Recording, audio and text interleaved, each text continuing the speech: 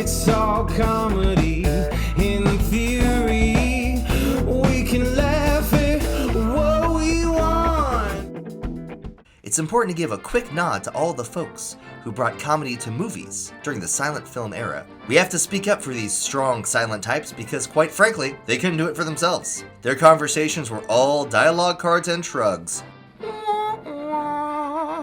This guy sounds good. A pie in the face of a skinny person was funnier because they weren't likely to eat a whole pie. Or, getting soaked with water is much funnier if you happen to be a wicked witch. I'm melting! Oh, what a world! I'm allergic to water! I'm just gonna Palomino the hell out of this pronunciation. You just cut and paste me saying it right the first time. La Rossiere à rosé. La Rossiere à rosé. I'm just really fucking it up today. Palomino. La Rosa, La Rosée. Regarded as the first silent comedy in film, it ran for 49 seconds, or as most guys in bed would say, at least 10 minutes, babe, what are you talking about? Famous actors and teams from this era included Charlie Chase, of no relation to myself or Chevy, along with many others. Social justice warriors will let you know that Fatty Arbuckle's name would not fly in the current political climate. Today he would have simply been known by his birth name, Diabetes Arbuckle, or for film historians, Hooker Killer McGee. That's a deep cut. The earliest American stand-up comedy can be traced back to literary master, born in 1835 BC, before Chappelle. Samuel Longhorn Clemens, more famously known as Mark Twain, great-grandfather of Shania Twain, and second cousin of Foghorn Leghorn. Joe Laurie Jr., a vaudeville monologuist, he only told one joke at a time. He's a monologue. Listen, I don't cheat on this with other bits. I am only doing this one joke. Don't tell my wife about these other jokes. Joe Laurie Jr., a vaudeville monologuist, Palomino. Chad's performing, he's giving it his best. He's making us laugh better than all the rest. He's probably done right about now, so I'm gonna come in with a quip.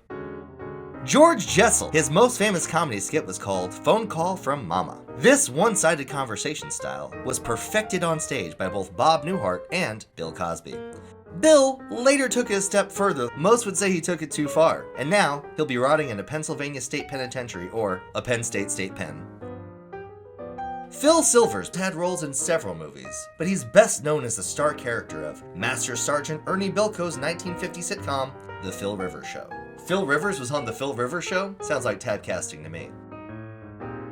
Julius Tannen, of no relation to Biff Tannen of Back to the Future fame, was known in vaudeville for his witty improvisations and creative word games. He would call people buttheads and tell them to make like a tree and get out of here. Sorry, that was Back to the Future again. But Mr. Tannen had a successful career and soon developed into a monologuist. I'm just gonna struggle with that word all day. Palomino. And soon developed into a gentleman who performs monologues. Jackie Moms Mabley was a stand-up comedian and actress. She also invented beatbox. Moms Mabley. Palomino. Jackie Moms Mabley was billed as the funniest woman in the world. I gotta adjust that.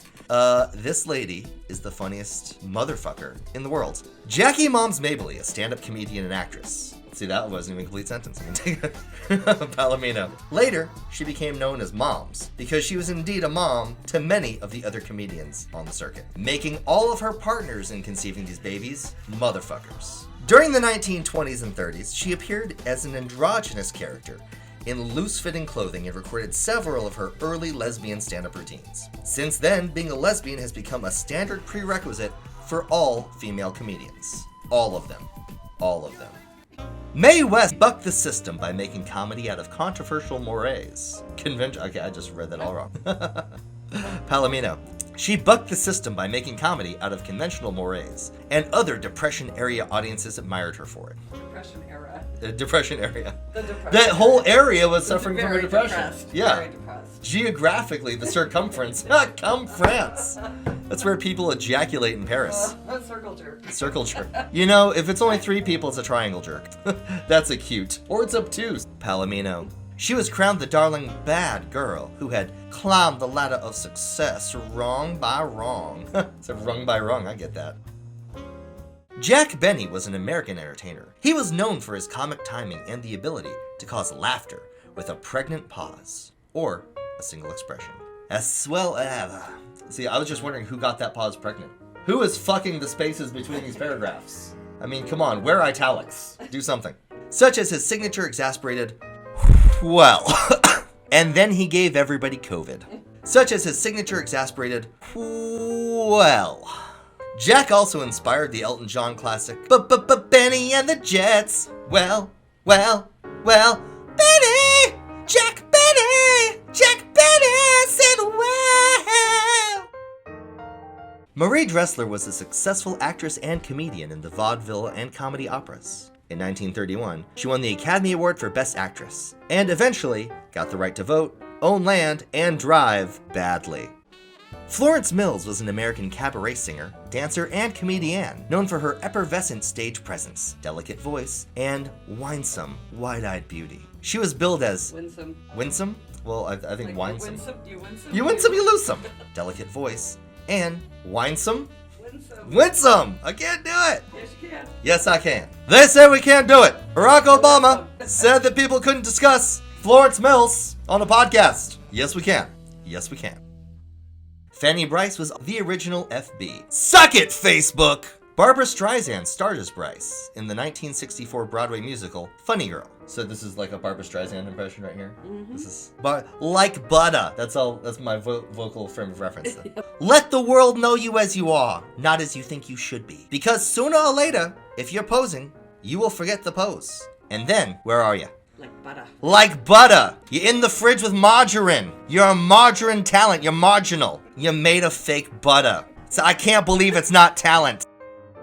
Will Rogers was an American stage and film actor, vaudeville performer, cowboy, humorist, newspaper columnist, and social commentator. Think Jeff Foxworthy of the Great Depression.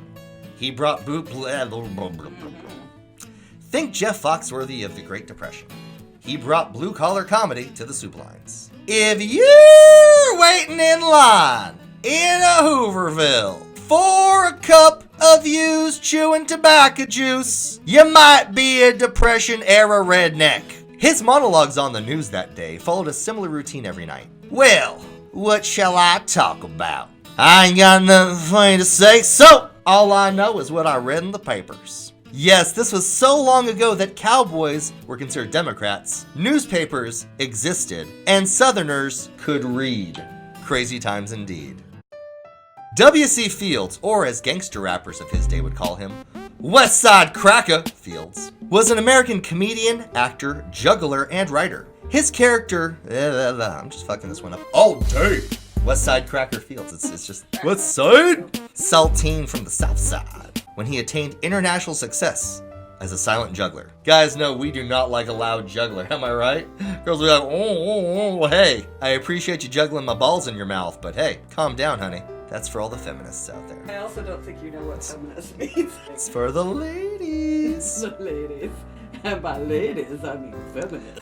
I'm actually a big fan of feminists. They're just very big into rights for women who spit. Kidding. Yes, okay. Only swallowers should have rights. Oh, God. Mr. Fields was quoted as saying, I spent half of my money on gambling, alcohol, and wild women. The other half, I wasted. Williams. Wait. It's more like a foghorn leghorn, but not as southern. Not as foggy.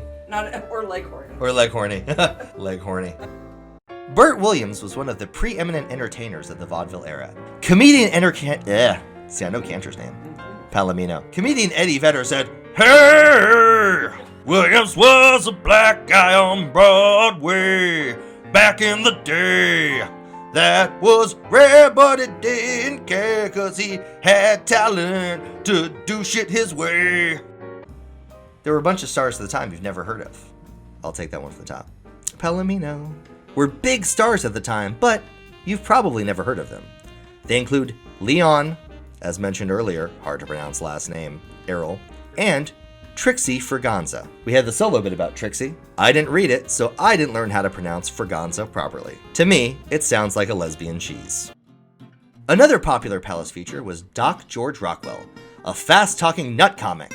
One of the trademarks of his act is he would actually bust a nut at the end of each set. It was disgusting, awkward, and very hard to clean up. Not so fun fact, Rockwell's first son was George Lincoln Rockwell, the founder of the American Nazi Party. The Nazi Party, we're talking about like the fascist ones, not the early blind club. Because the Nazi Party was just a party of people who are blind. They cannot see. Also known as the bumping into shit party. Also known as the, is that a coffee table or are you just happy to see me party? The song, Thanks for the Memories, was his signature tune. Thanks for the Memories. One of the greatest songs ever written about breast implants. It went double D. As with all good things, vaudeville came to an end in the early 1930s. Does that mean that all good things came to an end in the 1930s?